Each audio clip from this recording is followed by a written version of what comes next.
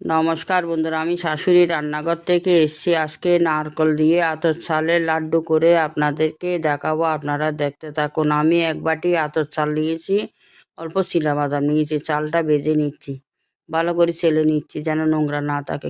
দেখেন কি সুন্দর হয়েছে।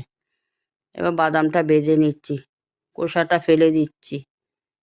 চালটা গুঁড়ো করে নিয়েছি, একটা বাটিতে ঢেলে নিয়েছি। চিনাবাদামটা গুঁড়ো করে নিয়েছি, 250 গ্রাম গুড় দিয়েছি, নারকেল কোড়া দিয়ে দিয়েছি, চিনাবাদাম গুঁড়ো দিয়ে দিয়েছি, চালের গুঁড়ো দিয়ে দিয়েছি, এলাচ গুঁড়ো দিয়ে দিয়েছি, আধা কাপ ঘি দিয়ে আমি ভালো করে নেড়ে দিচ্ছি। ঠান্ডা হয়ে গেছে, আমি লাড্ডুগুলো তৈরি করে নিচ্ছি, একদম শক্ত লাড্ডু।